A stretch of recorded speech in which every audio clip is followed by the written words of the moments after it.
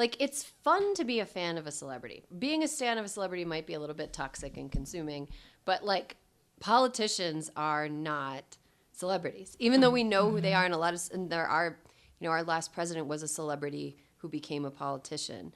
I really hope that we can build the wall between a person. Wait, what? We're building the wall. There was an EO saying there'd be no wall.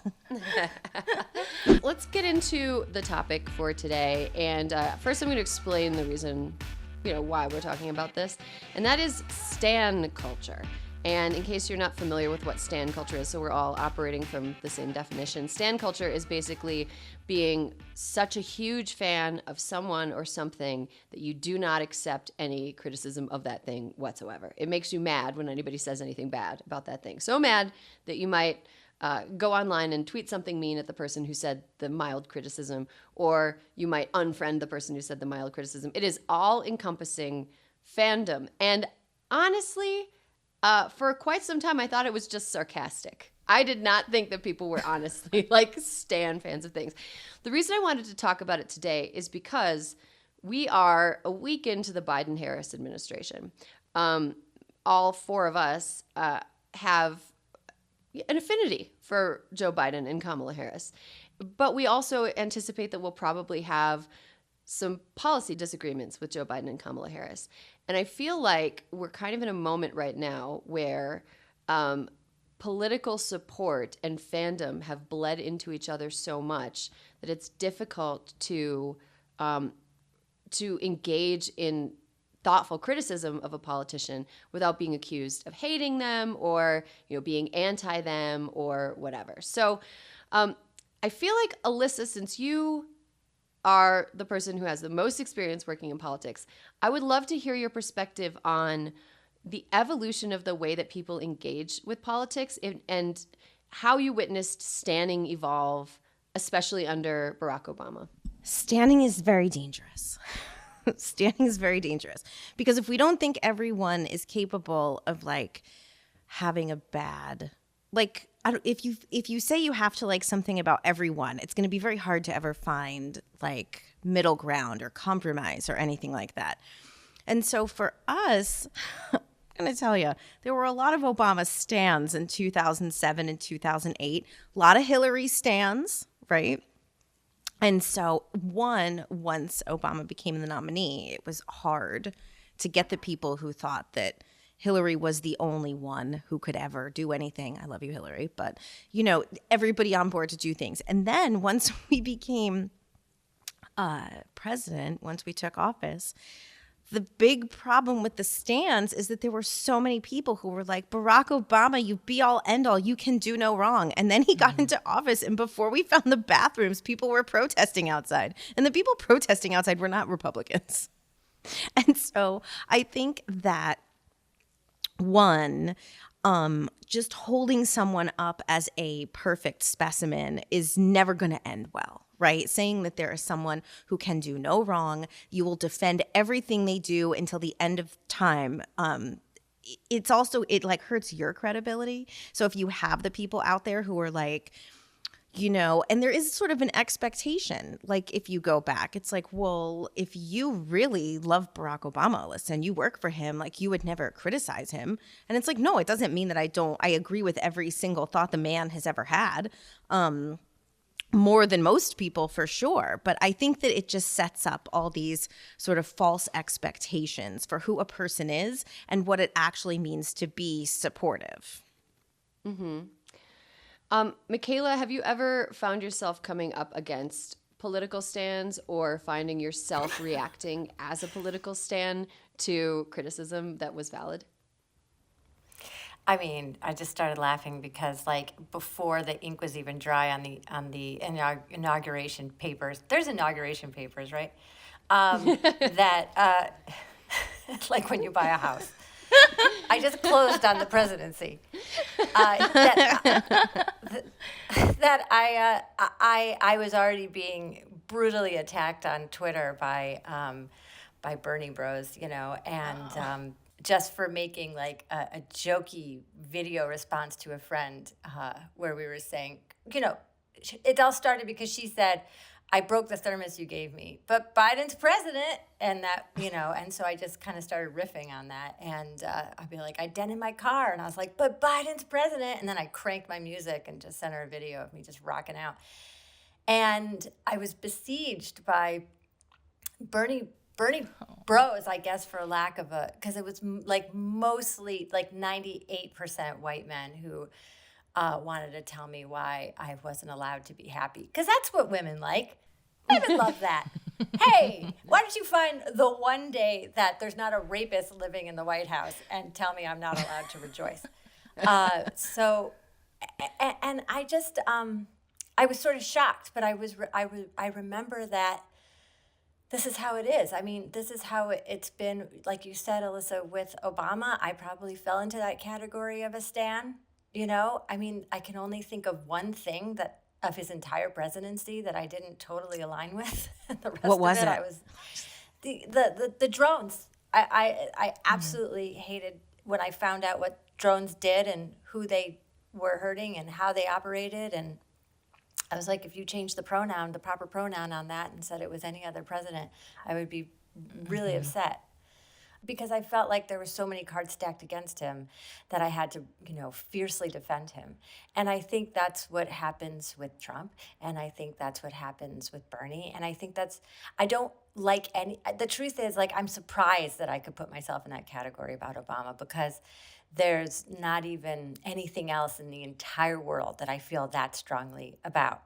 I don't have any tattoos because I don't have conviction. The only thing I can get a tattoo of is most likely my husband, and for 100% my dog. And beyond that, like, nothing. I remember going into my niece's bedroom and I tried to leave her a note, and there was no room on the wall because, it was all Fall Out Boy posters. And then a year later, I made a joke about Fall Out Boy, and she, like, didn't talk to me for a week. She was like, I hate Fall Out Boy, and I don't like Fall Out Boy. I'll never like, So I just don't understand liking anything as a grown-ass person that much, that you come out of the woodwork. Like, you're an adult. You're not 12, You shouldn't like anything that much.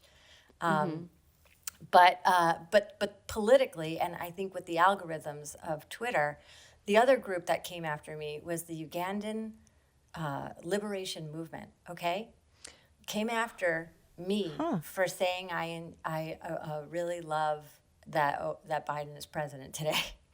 Why? Well, because there's algorithms built into Twitter that show, like, somebody from the 1,000 followers of the Ugandan liberation movement was like, hey, how can you be happy? There's still, kids in prison and kids in cages and everything like that. And I'm like, come on, it's been 8 hours. But I mean, 8 hours since we have a new president. But I was besieged by like 15 people from the Ugandan liberation movement, not because they give a shit what the actress from The Unicorn thinks about Biden, but because Twitter is explaining to them, this is who you need to be mad at, this is how you need to be outraged, which further makes them not consider who is posting and why they might be posting, and how I was sort of making fun of myself anyway. But that this is the thing I want to be mad at, which makes people sound like stans when they're probably not even, So everybody saw The Social Dilemma, right? I started watching it. Yeah, I started watching it, and then I did something. I probably went on Facebook. Oh, well, it's super janky, but it does, in a very, like, way to watch it with your kids, very illustrative way, show how, we're sort of,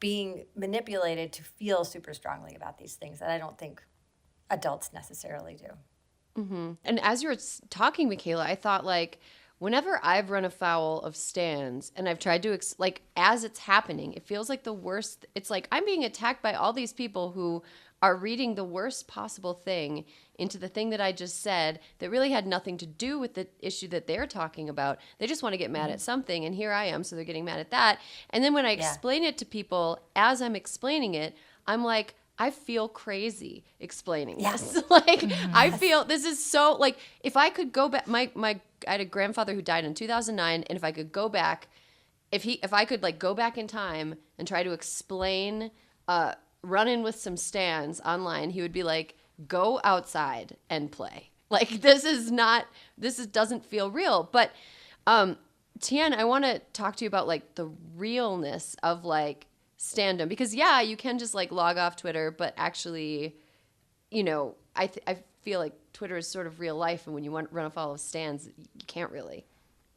The real lifeness. When I think of stan culture too, I also think of that it's not specifically about people too. And this was like the topic that we were going to talk about. I was like, the thing that I think about most when it comes to stan culture is like the way people love America, in a way that if you, for example, like Colin Kaepernick kneeling during the anthem, that infuriated people to such an extent. And that wasn't on Twitter. Like, these are like, your people out in the world having space. Very valid, what did you say? Meat space. It's in meat space, what I like to call IRL also. And just like that sort of stan culture of like getting so caught up in an ideology, and also in specifically because I've just been with my in-laws a lot. And when Biden and Harris won, it was like we were all very excited. But then I think there were comments that were like, America's fixed. And I said one thing. I was just like, no, it's not. And then we like got into a huge fight about how like America's the greatest country in the world. And I think it's what you said, Alyssa, of just like when you hold something to such a high standard, you miss the real life like consequences of ignoring the terrible and often like very violent things that can come from ideologies or people and their actions, without trying to figure out a way to have like a conversation about them. So that's what I thought about when I heard stan culture. I was thinking a little bit about this week, Chuck Schumer, aka No Fucks Chuck, sort of winning a power struggle with Mitch McConnell in the Senate. And in an interview that he did with Rachel Maddow, he pointed out that, when Obama and the Democrats were negotiating the Affordable Care Act in 2009, they made all these concessions for Republicans, and then no Republicans voted for it. So, like, it's time to stop negotiating with people who are never, ever going to like you. It's time to stop, like, and maybe instead, I guess this is my way of saying that, like, if you like a politician, it can be a lot more productive for you to engage with them critically, because it's more productive for somebody to negotiate with someone who's on their side than it is for someone to negotiate with somebody who just wants them to lose no matter what. Yeah. Like, imagine if Democrats were negotiating with progressives and we were getting more progressive stuff put in to bills instead Which of... is what's happening, essentially. Yeah. I mean, finally, because No Fucks Chuck might be afraid of being primaried. But, Alyssa, how one do you... fuck Chuck. One fuck. He gives one fuck, and that is the fuck that Chuck gives. One fuck Chuck. One fuck Chuck. He fucks Chuck. I mean, one fuck Chuck also just has so many other different meanings that are sad. Alyssa, like, in this age of us having our first female vice president, which is very exciting, and having a Democrat in office, which is very exciting, especially compared to the last 4 years. How do we engage, like, thoughtfully and maturely with people who we are rooting for? That's a very good question. I think that here is how I feel. I think that right now it is really hard, and I felt this very viscerally when we first took office. It's like, give us a chance. Right? Let's see. Like, right now, I think one of the interesting things you see, I think mostly people have been doing this, but it's like, right now, we know what Biden campaigned on. We know the promises that he made. We also know that right now he has come into office and found out that things that they thought were bad were twice as bad, right? They thought they were going to come in and have to amend a COVID plan. They found out there is no fucking COVID plan. And so I think that we need to give them a little room, and politicians generally a little room once they win, to sort things out, because governing is nothing like campaigning. And that's always like a rubber meets the road. I mean, even when we won, and then we went into the transition, and you find out, like, you have all these grand plans, and then they're like, oh, and you get like 5 staff people instead of the 50 that you had on the campaign. And so everything takes a little bit of adjustment. But I think that the most important thing is to really stop, drop, and roll when you hear something. So the thing I think that we will suffer from for some time to come is that a lot of reporters got really famous with viral Trump tweets. And so now there is this, who's going to be the first one to tweet this out and get us all fucking hopped up and get everybody engaged and engaging with their tweet or whatever they posted on Facebook or whatever. And I think that we have to be as like mature as humanly possible, because the thing is, it's like, if you're mad all the time, you're not engaging with people. It's like if I, for example, were always hate tweeting the Biden administration and saying they never were doing anything right, or that they were falling short on everything, they're not listening to me. That's when they mute you and put you into the corner. So I think that the most important way to engage is to really do your research. Understand when something comes out and is reported, or some piece of news or some policy. Don't just read the first 2 paragraphs. Read all the way to the bottom. If there are associated links, you may want to click them.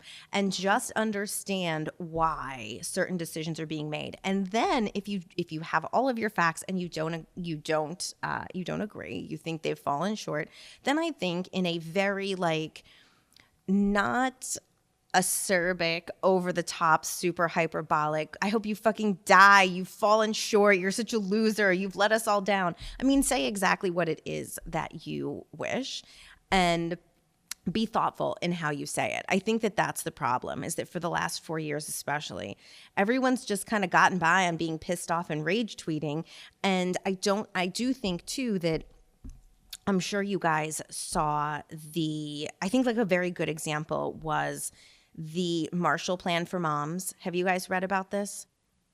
Mm-mm. A bunch of very famous women and mothers put forward a plan it was a New York Times op-ed, and it said that basically at this point, as of now, 2 million moms have been driven out of the workforce because of COVID. Mm-hmm. And how are we going to get them back? And that moms who are homeschooling, doing all this, should be paid. The Marshall Plan for Mom calls for $2,400 checks for the next year, or however long, to moms who are home because of COVID. And that was productive. It gave examples. It said what would be helpful. And like now, as I understand it, the Biden people have seen that. They're taking it on board. Do I think that $2,400 will ever happen? I don't. I mean, they're having a hard time getting stimulus checks passed, COVID relief passed now, because everyone's like, we've done enough. But I think thoughtful ways that are not accusatory, that don't say, there's a difference between failing and falling a bit short. And so I think that people just really need to just, slow down a little bit and use your words a little bit better. Mm-hmm. I know, but it's so much more fun to yell. I know, but here's the thing. If you are just pissed and you want to yell, you can do that. But if you're like really care about an issue and want to see like progress, you might want to just calibrate the rage tweeting. I don't say you have to get rid of it altogether. I agree with you, Alyssa, but I also see that there is like, I think on a certain level too, there is a privilege to being able to channel that emotion in a very like thoughtful, concise way, because sometimes, I mean, like, people are fucking pissed, and for very good reasons too. And I think asking everyone to be able to like channel that in a way that is productive is also hard. And I think it's very valid for people to be like, you know what, fuck this. This is upsetting. We're not, like, we haven't gotten stimulus checks. They're going to put Harriet Tubman maybe on the $20 bill, but like, that doesn't help anyone right now. So like, right. I think there's very valid reasons to be still maybe rage tweeting a little bit. No, I totally agree with you on that. I just think that there are complicated issues that people don't take the time, and I'm talking 5 minutes, not hours here, to read all the way down and understand what it is that they're rage tweeting about, right? And it's Totally. not so much, I mean, when I saw the Harriet Tubman thing, I was like, are we talking about that right now? Is this what we're talking about right now? It's like, I might have put a pin in that one for a couple weeks. But no, I think it's more like it's more like everything's happening now, but people being super angry that he hasn't done things that we need to get past COVID first to be able to address some of those things. That's more what I was talking about. Like you got to put on your pants before you put your shoes on. Yeah. Yes. Sort of. Allegedly. Michaela, what was on your mind? Well, I just think if we have, if we went through these 4 years and we haven't learned anything, then what the hell were they even about? Like, what the thing, like even one fuck Chuck has learned something. He's learned like where his time is useful and where he can negotiate and where he can't. And now that the shoe's on the other foot and he gets to be, the one who gets to have final word on a lot of things, how you move forward, how you interact, one thing that's great is we don't have a psychopath in office who really doesn't care genuinely about anything but himself. That person is gone. So now the first thing that people need to understand is you don't have a psychopath who only cares about himself in office. You may not agree with everything, but he's not a psychopath. So there is at least human tissue there. So there's a human organism, who's like operating consciously, debatable whether you think it's like 6% or 2%, but at least there's like a conscience there, But the one thing that one of the things that I've really taken away is indoctrination and mind control. And I think that kind of all or nothing kind of thinking is so dangerous and so debilitating. And when I hear myself, I think everything that we see in these Trump supporters who are all in on this guy are all things that I'm completely capable of myself. And so I have learned that I am now really conscientious about how I'm speaking and what I'm talking about, and that I'm going to hold the Biden's feet to the fire, and not in a way where I'm more interested in my self-righteousness, but in a way that does this further conversation. Because if we can't lay the groundwork for conversation with people from the other side, then how are we growing? How are we moving forward? What are we doing? If it's people like who are just never, ever, ever going to see my side, that's the other thing I've learned. Like, I'm not going to try with you, just like Chuck. I'm not even, this is not worth my energy. And I just posted yesterday about my friend's art show. And it was like, I told him, I said, I just so you know, I did post about your art show, but, nobody cares. Unless I'm screaming at somebody, nobody cares.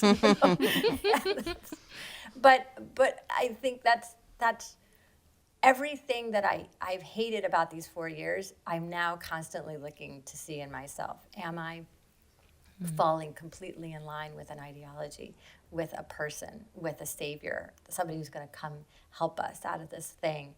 I'm all for Elizabeth Warren, and you can't say anything bad about Elizabeth Warren, but I promise you, I have learned that if Elizabeth Warren magically became our president, that I would have conversations. Otherwise, we find ourselves exactly where we've just been, and that was hell. Mm-hmm. Yeah. I mean, it seems like the issue here is the blurring of the line between politics and celebrity. Like, it's fun to be a fan of a celebrity. Being a stan of a celebrity might be a little bit toxic and consuming, but like, politicians are not celebrities, even though we know who they are. And there are, our last president was a celebrity who became a politician. I really hope that we can build the wall between a person. Wait, what? We're building the wall. There was an EO saying there'd be no wall. But I really want to build the wall between what it means to be a fan of a person who is making art and what it means to be a fan of a person who is making policy. Mm-hmm. And I think art can be very political. Obviously, there are going to be people who like who are the exceptions that prove the rule and fall on either side of that. But like, you know, I think it's kind of fun to be like, Chrissy Teigen's perfect. How dare you get mad about her? You know, it's like, it's fun. You know, if Chrissy Teigen were running for office and she was like, I just don't think the public option is a great idea, I would be like, Chrissy Teigen, what's wrong with you? You know, I'm a big fan of you otherwise, but like, this is not it. So it just seems to me like the celebrityness of, as much as so many people in Washington so thirst to be celebrities, we should not give them that. Mm-hmm. Like, that is not what they're there to do. They're not there to be entertainers. Fawned over. Yeah, exactly. I mean, I remember, Alyssa, when right before the election, or I think we had talked about how we were infuriated that all these politicians were like dunking on each other on Twitter. Yeah. And it's like, I do love that. Fine. Yes, it's fun to see. But at the end of the day, I don't want to see you dunking on each other. Like, it makes me so uncomfortable. It makes me uncomfortable. Totally. And Ted Lieu is like a perfect example of that, where he's got some ace comebacks. He went to the Erin Gloria Ryan school of Dunking. Yeah, I'm dunking, and props to him, but also I'm like, I'm kind of like, okay, switch the gear, because I don't think this is fruitful. Yeah. Right. I mean, that's how we get Ted Cruz. That's how we get Ted Cruz And thinking Seth that Rogen. He's winning fights with Seth Rogen online. So He weird. is not winning fights. He's with not. Seth Rogen. Seth Rogen is first of all, pottery master. Second Impressively of all, so. like, unbelievably good at pottery. Secondly, way smarter and funnier than Ted Cruz. Mm-hmm. But Ted Cruz has no awareness of how lame he is. No, it's not only that. Ted Cruz loves that Seth Rogen's engaging with him. He loves it. It makes him feel so cool. Ted Cruz is like, we both have beards now, so yeah, I can engage with you. And Seth Rogen, you and I are the same. We are brothers on Twitter. It's like when they tried. Remember, for a week they tried to make the right-wing Daily Show. Did they really? It just wasn't funny. It just wasn't. It just wasn't funny. There were no jokes. It's like, I mean, objectively, not even a little bit funny. It wasn't. Wow. Yeah. You know, that's it's funny to bring it around to where we started. I was talking about, Michaela, you mentioned throwing an axe at somebody, and I, said, let's not be violent, but I would do a dunk tank where I could pay, money and go dunk someone that was very unlikable. I think I would pay $1,000 to dunk Ted Cruz. I would pay $1,000. Wow. I think I Dunk would him in too. an ice cold dunk tank.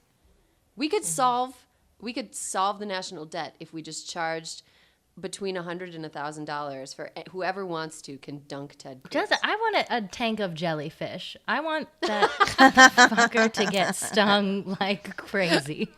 I think instead of a dunk tank, a punk tank. So like, I could punk Ted Cruz, and what it is Ted Cruz thinks he's going to like do like a commercial or something like that. And so you put him in the most brutal of shooting conditions. Like, it's super cold, but he's in a T-shirt, and he has to, his call time is like 4 a.m., but there's no commercial Brutal. actually being shot. They're doing CBS presents The Revenant. The Revenant is now a series on CBS, and he is just in the Leo role. That was a great conversation about standom. I hope that we can all proceed forward through this period of Democratic control, engaging thoughtfully and lovingly with the ways that the Democrats fuck up, because they will, but they're also going to do things that are not fuck ups. So I'm looking forward to that.